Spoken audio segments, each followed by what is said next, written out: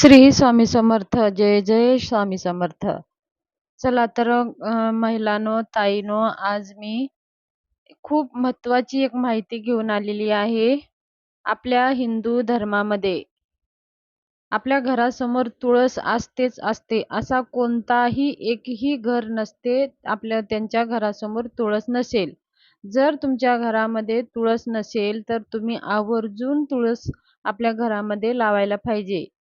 तुळशी माता ज्या समोर तुळशी वृंदावन असते, त्या घरावर अचानक येणारे संकट टळतात आणि सगळे काही संकट तुळशी माता आपल्यावर घेत असते. म्हणून आपल्या घरासमोर तुळशी वृंदावन असायलाच पाहिजे आणि दररोज घरच्या लक्ष्मीने जल अर्पण करून पंचोपचार पूजा करायलाच पाहिजे.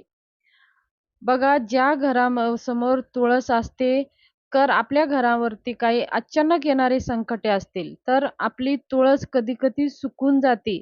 तर तुमच्या घरातली तुळस सुकून जात असेल, तर तुम्ही समजून घ्या, की तुमच्या घरात वर काही संकट येणार होते आणि ते तुळशी मातेनं आपल्या स्वतःवर घेतलेलं आहे. म्हणून ती तुळस सुकलेली आहे. एवढं सामर्थ्य आहे तुळशी मातेमध्ये. ज्या अंगणामध्ये चं वृंदावन असतं, त्या घरामध्ये आणि त्यांच्या घरावरती माता लक्ष्मी सुद्धा प्रसन्न राहते आणि भगवान विष्णू सुद्धा प्रसन्न राहते. भगवान विष्णूची पूजा तुळशीशिवाय होत नाही. कोणतीही पूजा आपण तुळशीशिवाय भगवान विष्णूची पूजा होत नाही.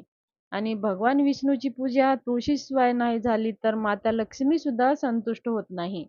म्हणून आपल्या घरासमोर एक तुळस असायलाच हवी. आता आपण शहर वस्तीमध्ये राहतो, आपण अपार्टमेंटमध्ये राहत असतो, म्हणून आपल्याला अंगण भेटत नाही. आपण तुळशी लावायला आपल्याला जमत नाही. तरीही आपल्याला छोटीशी थोडीशी तरी जागा असते, गॅलरी असते, आपली बाल्कनी असते. त्याच्यामध्ये छोटी कुंडी घ्यायची आणि त्या कुंडीमध्ये आपल्याला तुळस लावायची आहे. काही कारणाने जर तुळस आपली सुकली, तर लगेच ती तुळस काढून टाकायची आहे आणि दुसरी तुळस लावायची आहे. आणि आपण दररोज त्या तुळशी मातेची आपल्याला पंचोपचार पूजा करायची आहे. जल अर्पण करायचं आहे. माता लक्ष्मीची हळदी, कुंकू आपल्याला अर्पण करून रोज सकाळ संध्याकाळ एक दिवा जरूर लावायचा आहे. आणि आपलं सौभाग्य अखंड राहावं, आपल्या घरामध्ये लक्ष्मी अखंड टिकावं, म्हणून तुळशी मातेला विनंती करायची आहे.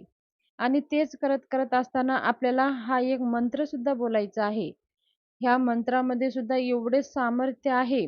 भगवान विष्णूला प्रसन्न करण्याचे सामर्थ्य ह्या तुळशी मातेमध्ये आहे. भगवान विष्णू सुद्धा प्रसन्न होतात तुळशी मातेची पूजा केल्याने. म्हणून महिलाने घरची जे लक्ष्मी स्वरूपी महिला असती, जे घरची पूजा वगैरे करत असती, ती जी महिला असती, ती तुळशी मातेची पूजा करायची असते. आणि मातेची पूजा करत असताना मंत्र, स्तोत्र हे आपण बोलत असतो. पण असा एक आज मंत्र मी सांगणार आहे. ते मंत्र दररोज आपण तुळशीला जल अर्पण करताना आपल्याला म्हणायचं आहे. पूजा करत असताना तुम्ही 11 वेळेस म्हणा, 5 वेळेस म्हणा, किंवा तुमच्याकडे वेळ असेल तर 21 वेळेस, 51 वेळेस, 108 वेळेस तुम्ही म्हणू शकता. तर हा मंत्र खूप साधा आहे, सोपा आहे. तर हा मंत्र कोणता मी तुम्हाला लिहून देते वरती. तुळशीला नमस्कार करताना म्हणायचं आहे, तुळशी श्री सखी शिवे पापहारिणी पुण्य दे.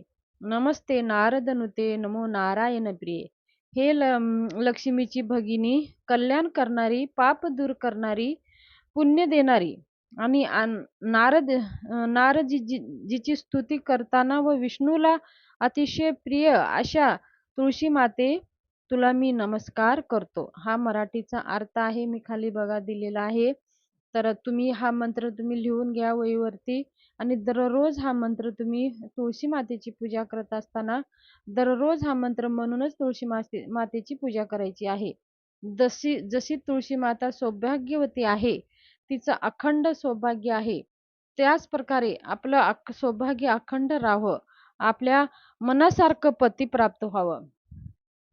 तुळशी माता ला जसं मनासारखं पती प्राप्त झालं, भगवान विष्णू प्राप्त झाले, त्याच प्रकारे आपल्याला आपल्या मनासारखं प्राप्त व्हावं आणि जशी तुळशी माता सौभाग्यवती आहे, अखंड सौभाग्य आहे. तसंच आपलं सुद्धा अखंड सौभाग्य राहावं.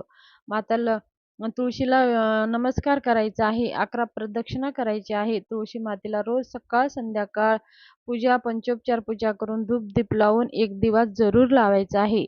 तर दररोज आपल्या तुळशी मातेची पूजा करा आणि घरामध्ये तुळस नसेल तर एक तुळशीचं वृंदावन छोट्या कुंडीमध्ये आणून तुम्ही लावा आणि तुळशीची पूजा करा.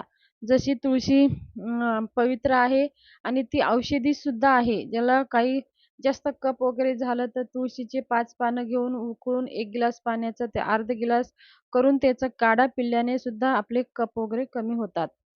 तर ही तुळशीविषयी छोटीशी माहिती शेअर करायची होती. माहिती आवडली असेल तर एक लाईक जरूर करा आणि व्हिडिओला सबस्क्राईब करा. बेल आयकॉनचं बटन दाबून ऑलवर क्लिक करा आणि माहिती आवडली असेल तर कमेंट बॉक्समध्ये श्री स्वामी समर्थ लिहायला विसरू नका. धन्यवाद. शुभ दिवस जावो.